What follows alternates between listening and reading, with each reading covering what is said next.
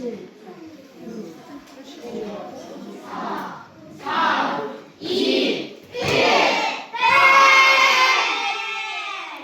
그 올림픽처럼 이렇게 금메달 확정 이렇게 뜨는 게 아니라 한 시간 정도 봐야 돼.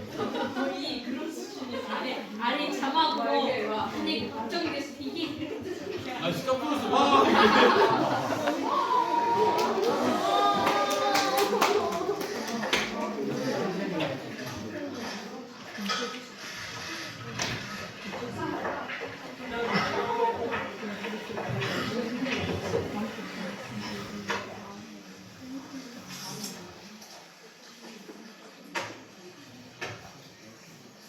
얼굴 안 좋다. 그 사람 우리 팬인데. 아 진짜? 어?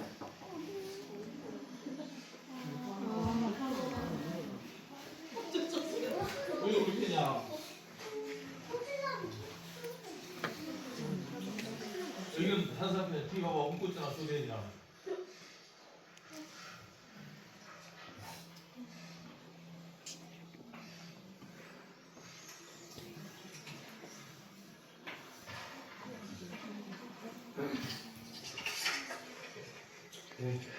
지금부터 2024 헌납 8 대통령 윤석열 탄핵 사건에 대한 선고를 시작하겠습니다.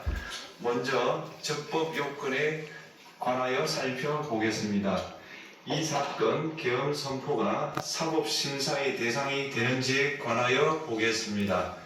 고위공직자의 헌법 및 법률 위반으로부터 헌법 질서를 수호하고자 하는 탄핵 심판의 취지를 고려하면 이 사건 계엄 선포가 고도의 정치적 결단을 요하는 행위라 하더라도 그 헌법 및 법률 위반 여부를 심사할 수 있습니다. 국회 법사위 조사 없이 이 사건 탄핵 소추안을 의결한 점에 대하여 보겠습니다. 헌법은 국회의 소추 절차를 입법에 맡기고 있고 국회법은 법사위 조사 여부를 국회의 재량으로 규정하고 있습니다. 따라서 법사위의 조사가 없었다고 하여 탄핵소추 의결이 부적법하다고 볼 수 없습니다. 이 사건 탄핵소추안의 의결이 일사부재의 원칙에 위반되는지 여부에 대해서 보겠습니다. 국회법은 부결된 안건을 같은 회기 중에 다시 발의할 수 없도록 규정하고 있습니다. 피청구인에 대한 1차 탄핵소추안이 제418회 정기회 회기에 투표 불성립되었지만 이 사건 탄핵소추안은 제419회 임시회기 중에 발의되었으므로 일사부재의 원칙에 위반되지 않습니다. 한편 이에 대해서는 다른 회기에도 탄핵소추안의 발의 횟수를 제한하는 입법이 필요하다는 재판관 정형식의 보충 의견이 있습니다. 이 사건 계엄이 단시간 안에 해제되었고 이로 인한 피해가 발생하지 않았으므로 보호이익이 헌결되었는지 여부에 대해서 보겠습니다. 이 사건 계엄이 해제되었다고 하더라도 이 사건 계엄으로 인하여 이 사건 탄핵 사유는 이미 발생하였으므로 심판의 이익이 부정된다고 볼 수 없습니다. 소추 의결서에서 내란죄 등 형법 위반 행위로 구성하였던 것을 탄핵 심판 청구 이후에 헌법 위반 행위로 포섭하여 주장한 점에 대하여 보겠습니다. 기본적 사실관계는 동일하게 유지하면서 적용 법조문을 철회, 변경하는 것은 소추사유의 철회, 변경에 해당하지 않으므로 특별한 절차를 거치지 않더라도 허용됩니다. 피청구인은 소추사유에 뇌란죄 관련 부분이 없었다면 의결 정족수를 충족하지 못하였을 것이라고 주장하지만 이는 가정적 주장에 불과하며 객관적으로 뒷받침할 만한 근거도 없습니다. 대통령의 지위를 탈취하기 위하여 탄핵 소추권을 남용하였다는 주장에 대하여 보겠습니다. 이 사건 탄핵 소추안의 의결 과정이 적법하고 피소추자의 헌법 또는 법률 위반이 일정 수준 이상 소명되었으므로 탄핵 소추권이 남용되었다고 볼 수 없습니다. 그렇다면 이 사건 탄핵 심판 청구는 적법합니다. 한편 증거법칙과 관련하여 탄핵 심판 절차에서 형사소송법상 전문 법칙을 완화하여 적용할 수 있다는 재판관 이미상, 김영두의 보충 의견과 탄핵 심판 절차에서 앞으로는 전문 법칙을 보다 엄격하게 적용할 필요가 있다는 재판관 김복형, 조한창의 보충 의견이 있습니다.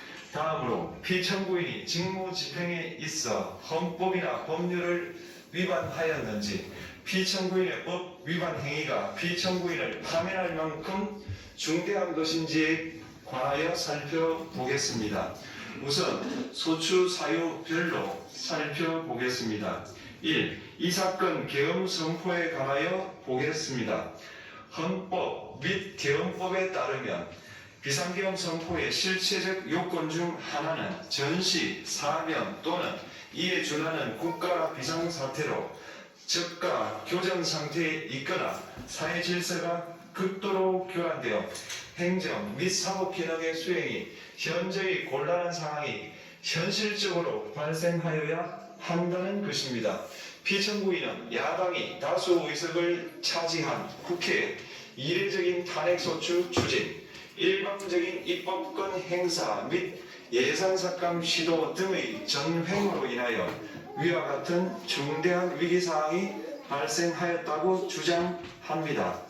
피청구인의 취임 후 이 사건 계엄 선포 전까지 국회는 행안부 장관, 검사, 방통위위원장, 감사원장 등에 대하여 총 22건의 탄핵소추안을 발의하였습니다. 이는 국회가 탄핵소추 사유의 위법성에 대해 숙고하지 않은 채 법 위반의 의혹에만 근거하여 탄핵심판 제도를 정부에 대한 정치적 압박 수단으로 이용하였다는 우려를 낳았습니다. 그러나 이 사건 계엄 선포 당시에는 검사 1인 및 방통위 위원장에 대한 탄핵 심판 절차만이 진행 중이었습니다. 피청구인이 야당이 일방적으로 통과시켜 문제가 있다고 주장하는 법률안들은 피청구인이 제의를 요구하거나 공포를 고려하여 그 효력이 발생되지 않은 상태였습니다. 2025년도 예산안은 2024년 예산을 집행하고 있었던 이 사건 계엄 선포 당시 상황에 어떤 영향을 미칠 수 없고 위 예산안에 대하여 국회 예결특위의 의결이 있었을 뿐 본회의의 의결이 있었던 것도 아닙니다. 따라서 국회의 탄핵소추, 입법, 예산안 심의 등의 권한 행사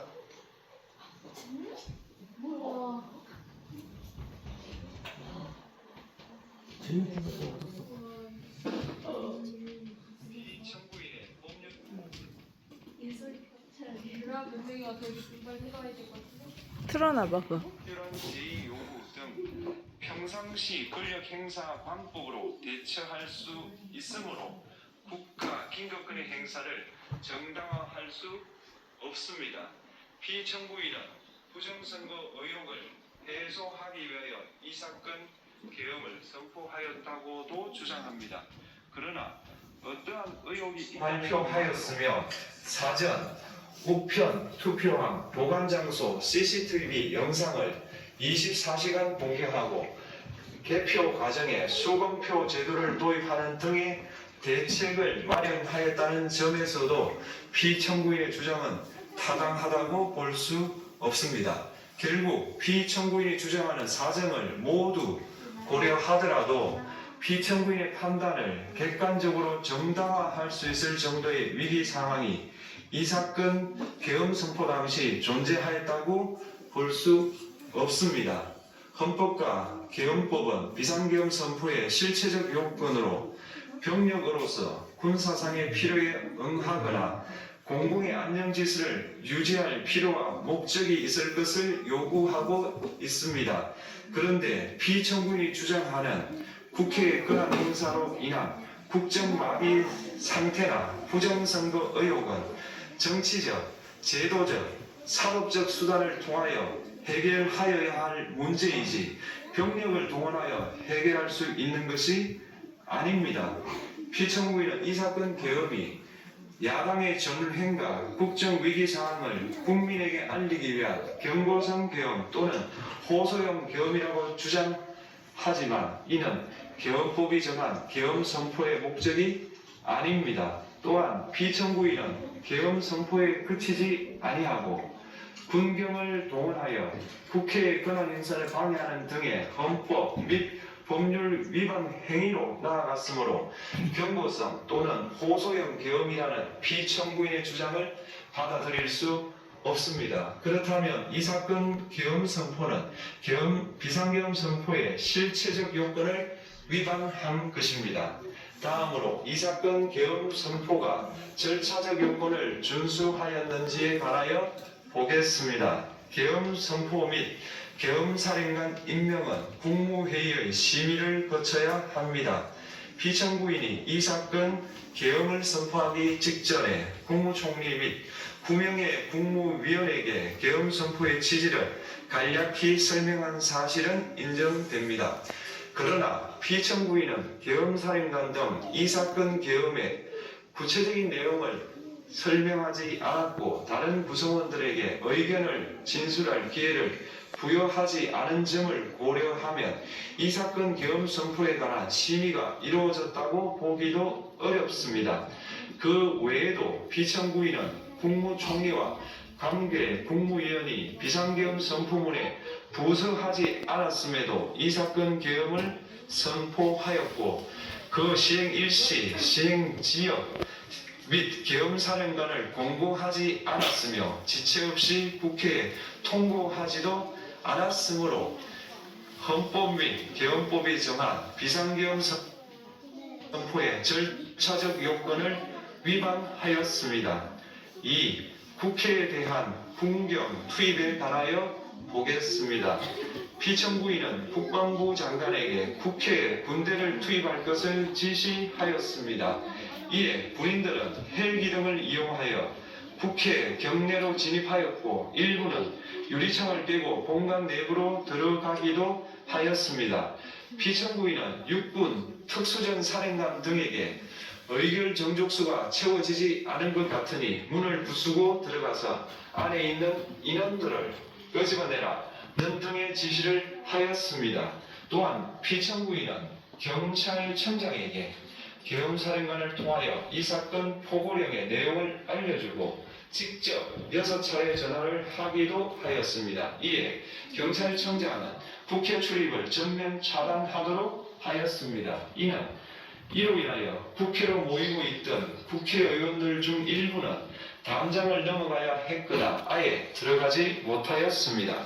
한편 국방부 장관은 필요시 체포할 목적으로 국군 방첩사령관에게 국회의장, 각 정당 대표 등 14명의 위치를 확인하라고 지시하였습니다. 피청구인은 국가정보원 1차장에게 전화하여 국군 방첩사령부를 지원하라고 하였고 국군 방첩사령관은 국가정보원 1차장에게 위 사람들에 대한 위치 확인을 요청하였습니다. 이와 같이 피청구인은 군경을 투입하여 국회의원의 국회 출입을 통제하는 한편 이들을 끌어내라고 지시함으로써 국회의 권한 행사를 방해하였으므로 국회에 계엄해제 요구권을 부여한 헌법조항을 위반하였고 국회의원의 심의 표결권, 불체포 특권을 침해하였습니다. 또한 각 정당의 대표 등에 대한 위치 확인 시도에 관여함으로써 정당 활동의 자유를 침해하였습니다. 피청구인은 국회의 권한 행사를 막는 등 정치적 목적으로 병력을 투입함으로써 국가 안전보장과 국토방위를 사명으로 하여 나라를 위해 봉사하여 온 군인들이 일반 시민들과 대치하도록 만들었습니다. 이에 피청구인은 국군의 정치적 중립성을 침해하고 헌법에 따른 국군 통수 의무를 위반하였습니다. 3. 이 사건 포고령 발령에 관하여 보겠습니다. 피청구인은 이 사건 포고령을 통하여 국회, 지방의회, 정당의 활동을 금지함으로써 국회에 계엄해제 요구권을 부여한 헌법조항, 정당 제도를 규정한 헌법조항, 대의민주주의 권력분리 원칙을 위반하였습니다. 비상계엄 하에서 기본권을 제한하기 위한 요건을 정한 헌법 및 계엄법 조항, 영장주의를 위반하여 국민의 정치적 기본권, 단체 행동권, 직업의 자유를 침해하였습니다. 4. 중앙선관위에 대한 압수수색에 관하여 보겠습니다. 피청구인은 국방부 장관에게 병력을 동원하여 선관위의 전산 시스템을 점검하라고 지시하였습니다. 이에 따라 중앙선관위 청사에 투입된 병력은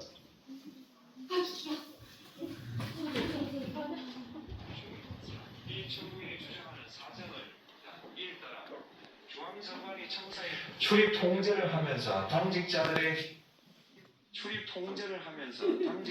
휴대전화를 압수하고 전산 시스템을 촬영하였습니다.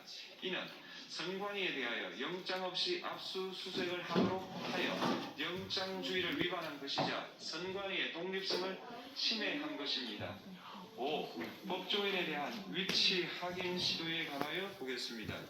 앞서 말씀드린 바와 같이 피청구인은 필요시 체포할 목적으로 행해진 위치 확인 시도에 관여하였는데 그 대상에는 함으로 사법권의 독립을 침해한 것입니다. 지금까지 살펴본 피청구인의 법 위반 행위가 피청구인을 파면할 만큼 중대한 것인지 관하여 보겠습니다.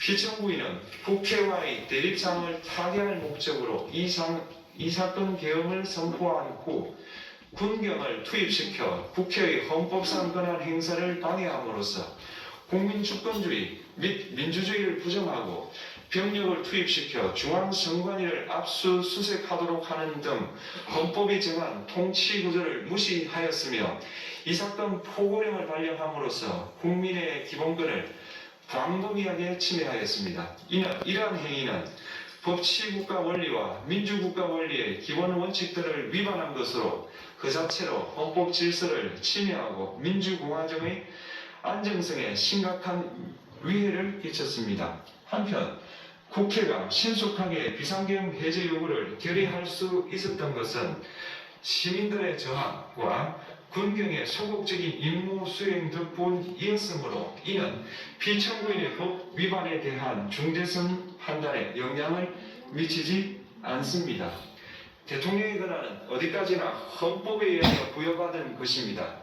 피청구인은 가장 신중히 행사되어야 할 권한이 국가 긴급권을 헌법에서 정한 한계를 벗어나 행사하여 대통령으로서의 권한 행사에 대한 불신을 초래하였습니다. 피청구인이 취임한 이래 야당이 주도하고 이례적으로 많은 탄핵 소추로 인하여 여러 고위공직자의 권한 행사가 탄핵 심판 중 정지되었습니다. 2025년도 예산안에 관하여 헌정사상 최초로 국회 예산결산특별위원회에서 정액 없이 감액에 대해서만 야당 단독으로 의결하였습니다. 피청구인이 수립한 주요 정책들은 야당의 반대로 시행될 수 없었고 야당은 정부가 반대하는 법률안들을 일방적으로 통과시켜 피청구인의 제2요구와 국회의 법률안 의결이 반복되기도 하였습니다. 그 과정에서 피청구인은 야당의 전횡으로 국정이 마비되고 국익이 현저히 저해되어 가고 있다고 인식하여 이를 어떻게든 타개하여야만 한다는 막중한 책임감을 느끼게 되었을 것으로 보입니다. 피청구인이 국회의 권한 행사가 권력 남용이라거나 국정 마비를 초래하는 행위라고 판단한 것은 정치적으로 존중되어야 합니다. 그러나 피청구인과 국회 사이에 발생한 대립은 일방의 책임에 속한다고 보기 어렵고 이는 민주주의 원리에 따라 해소되어야 할 정치의 문제입니다. 이에 관한 정치적 견해의 표명이나 공적 의사결정은 헌법상 보장되는 민주주의와 조화될 수 있는 범위에서 이루어져야 합니다. 국회는 소수 의견을 존중하고 정부와의 관계에서 관용 그리고 자제를 전제로 대화와 타협을 통하여 결론을 도출하도록 노력하였어야 합니다.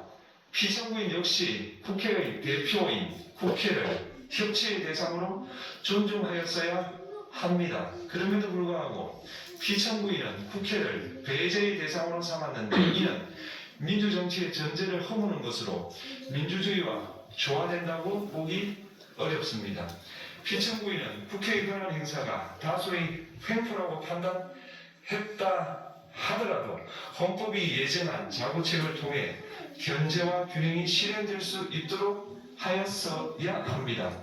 피청구인은 취임한 때로부터 약 2년 후에 치러진 국회의원 선거에서 피청구인이 국정을 주도하도록 국민을 설득할 기회가 있었습니다. 그 결과가 피청구인의 의도에 부합하지 않더라도 야당을 지지한 국민의 의사를 배제하려는 시도를 하여서는 안 되었습니다. 그럼에도 불구하고 피청구인은 헌법과 법률을 위반하여 이 사건 개헌을 선포함으로써 국가 김건권 남용의 역사를 재현하여 국민을 충격에 빠뜨리고 사회, 경제, 정치, 외교 전반 전 분야의 혼란을 야기하였습니다.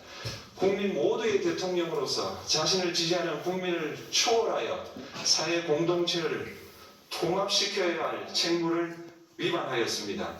군경을 동원하여 국회 등 헌법기관의 권한을 훼손하고 국민의 기본적 인권을 침해함으로써 헌법소의 책무를 저버리고 민주공화국의 주권자인 대한국민의 신임을 중대하게 배반하였습니다. 결국 피청구인의 위법 행위는 국민의 신임을 배반한 것으로 헌법 소의 관점에서 용납될 수 없는 중대한 법 위반 행위에 해당합니다. 피청구인의 법 위반 행위가 헌법 질서에 미친 부정적 영향과 파급 효과가 중대하므로 피청구인을 파면함으로써 얻는 헌법 소의 이익이 대통령 파면에 따르는 국가적 손실을 압도할 정도로 크다고 인정됩니다. 이에 재판관 전원의 일치된 의견으로 주문을 선고합니다. 탄핵 사건이므로 선고 시각을 확인하겠습니다. 지금 시각은 오전 11시 22분입니다. 주문 피청구인 대통령 윤석열을 파면한다.